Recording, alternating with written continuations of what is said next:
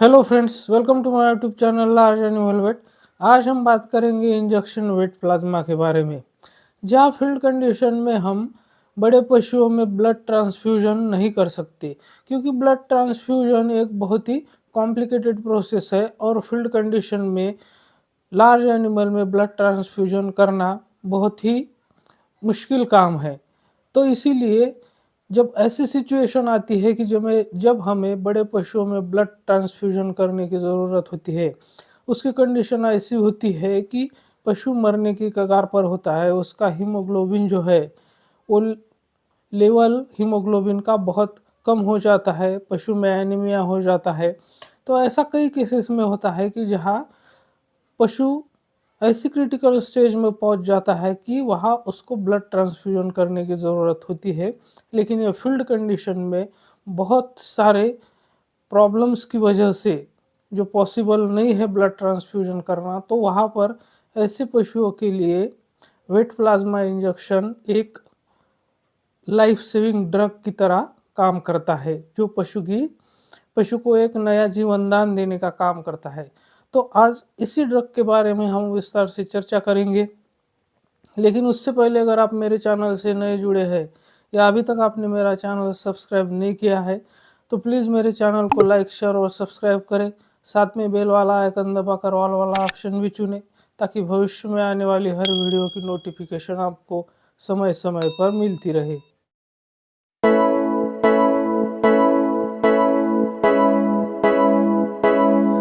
तो सबसे पहले हम बात करते हैं कि वेट प्लाज्मा इंजेक्शन जो है वो होता क्या है, या फिर उसका कंटेंट क्या होता है।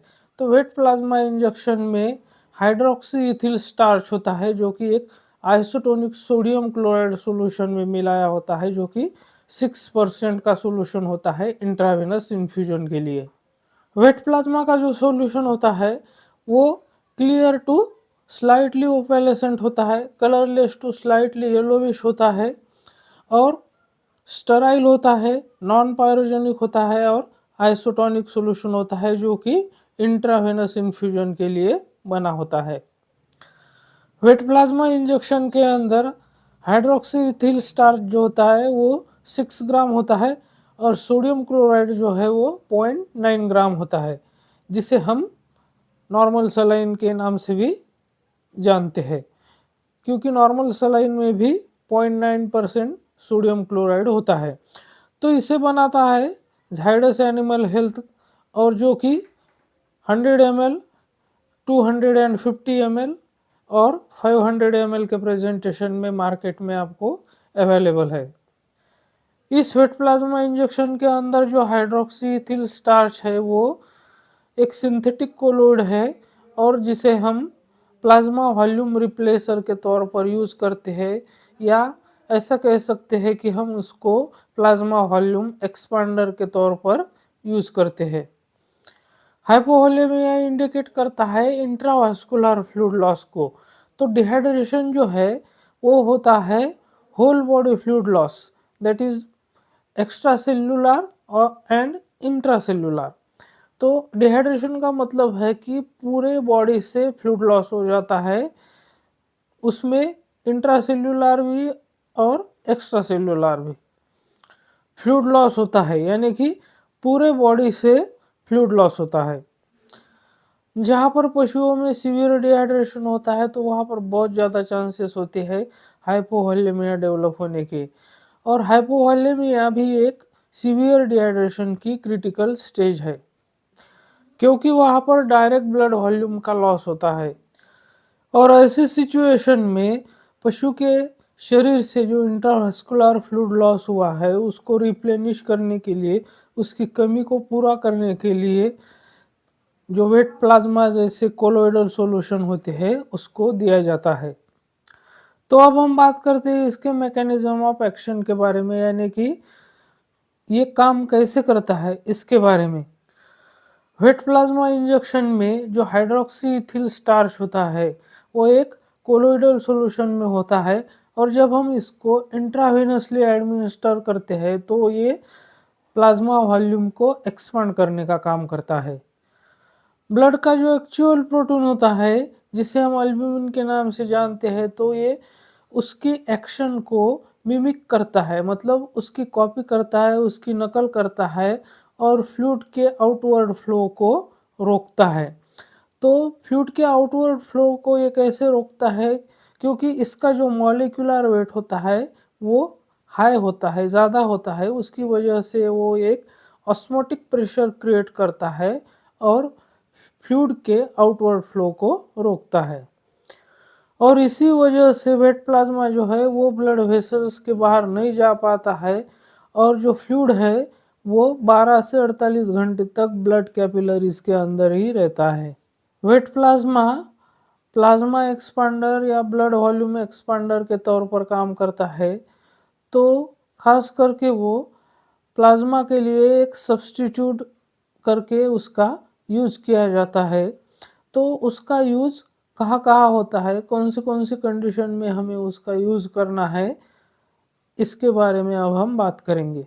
तो सबसे पहले वेट प्लाज्मा फ्लूइड के यूज़ की बात करें, इसके उपयोग की बात करें तो हम हाइपोवॉलेमिया का जो ट्रीटमेंट और प्रोफाइलैक्सिस दोनों के लिए इसका यूज़ कर सकते हैं। मतलब हाइपोवॉलेमिया होने से रोकने के लिए भी इसको हम यूज़ में ला सकते हैं और हाइपोवॉलेमिया का ट्रीटमेंट करने के लिए भी हम उसको यूज़ में ले सकते हैं। जो कैनाइन पार्वोवायरस इन्फेक्शन होता है या जिसे हम हेमोरेजिक गैस्ट्रोएंटेराइटिस कहते हैं, जो पपीज़ होते हैं यानी कि डॉग के जो छोटे बच्चे होते हैं, खास करके उनमें होने वाली ये बीमारी है जिसमें ब्लडी डायरिया होता है। तो वहाँ पर डिहाइड्रेशन और हाइपोवॉलेमिया दोनों भी होने का बहुत ज़्यादा चांसेस होता है। तो ऐसे केसेस में हम इस वेट प्लाज्मा फ्लूइड का वेट प्लाज्मा इंजेक्शन का उपयोग कर सकते हैं। कोई ऑटोमोबाइल एक्सीडेंट हो गया, किसी व्हीकल ने आपके पशु को टक्कर मार दी और बहुत ज़्यादा ब्लड लॉस हो रहा है, या फिर कहीं आपका पशु स्लिप होके गिर गया है, तो वहाँ पर कोई मेजर ब्लड वेसल रप्चर हो गई, वहाँ पर बहुत ज़्यादा मात्रा में ब्लड लॉस हो रहा है। तो ऐसी कंडीशन में भी आप इस वेट प्लाज्मा फ्लूइड का या वेट प्लाज्मा इंजेक्शन का उपयोग कर सकते हैं।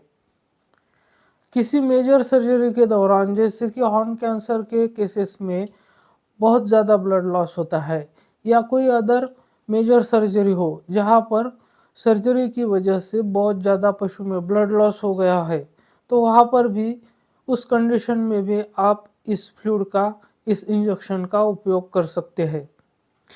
किसी कारण से अगर आपके पशुओं में परसिस्टेंट डायरिया यानी कि कंटिन्यूअस डायरिया है, तो उस कंडीशन में वहाँ पर बहुत ज़्यादा डिहाइड्रेशन हो जाएगा, तो वहाँ पर भी आप इस इंजेक्शन का उपयोग कर सकते हैं।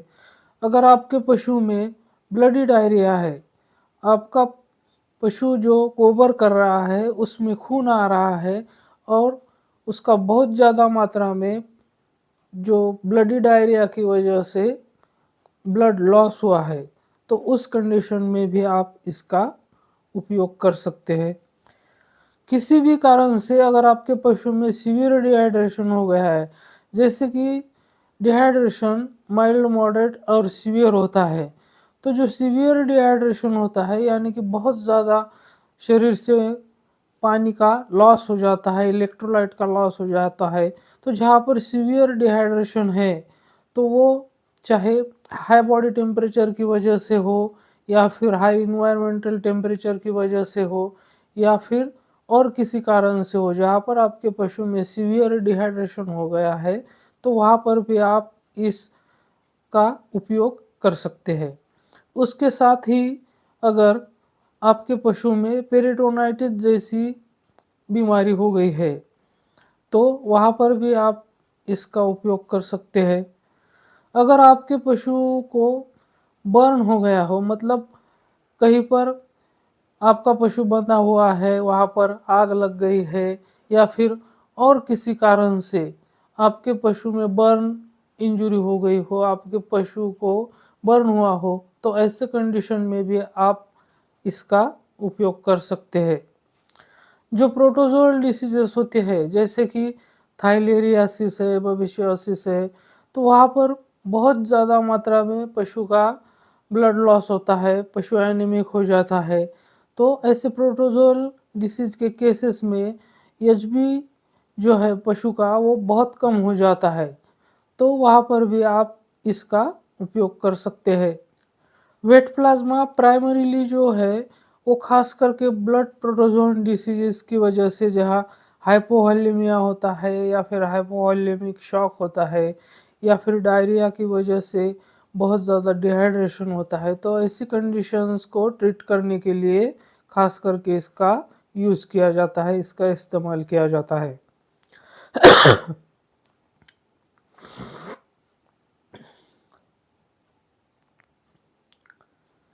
तो अब हम बात करते हैं इसके डोज़ रेट की। तो जो स्मॉल एनिमल्स होते हैं जैसे कि शीप, गोट, डॉग, कैट, पिग, तो इनमें 10 से 20 ml पर KG body weight per day के हिसाब से हमें इसको सिर्फ और सिर्फ इंट्रावेनस रूट से देना है। और जो बड़े पशु होते हैं जैसे कि कैटल, बफेलो, हॉर्स, तो इनमें 8 से 10 ml पर केजी बॉडी वेट के हिसाब से और ज़्यादा से ज़्यादा 20 ml पर केजी बॉडी वेट के हिसाब से हम इसको पर डे दे सकते हैं, वो भी सिर्फ इंट्रावेनस रूट से। इसको कई दिनों तक रिपीट करना पड़ सकता है, वो डिपेंड करता है कि पशु की जो ब्लड लॉस हुआ है तो उसकी सीवियरिटी कितनी है, उस पर उसका जो डोज़ है और जो इन्फ्यूजन रेट है वो डिपेंड करता है। तो वो आपके पशु चिकित्सक ही तय करेंगे कि इसको कितनी बार रिपीट करना है, इसका डोज़ कितना रखना है और इन्फ्यूजन रेट जो है वो कितना रखना है। तो इस इंजेक्शन का आपको खुद से कभी भी यूज़ नहीं करना है। इसको आप अपने जो रजिस्टर्ड वेटरनरी प्रैक्टिशनर होते हैं, तो उनके हाथ से ही ये ट्रीटमेंट आपको करवा लेना है। शुरू में 10 से 20 ml इसको बहुत ही स्लोली देना है, क्योंकि इसमें एनाफिलैक्टिक रिएक्शन आने के चांसेस हो सकते हैं, तो इसीलिए बहुत क्लोज ऑब्जर्वेशन रख के इसको आपको यूज़ में लाना है। मतलब आपको खुद को इसको यूज़ में लाना नहीं है, ये जो भी करेंगे वो आपके पशु चिकित्सक ही करेंगे और उनकी देखरेख में ही ये सब ट्रीटमेंट होगा। तो मेरे साथ बने रहने के लिए आपका बहुत बहुत धन्यवाद।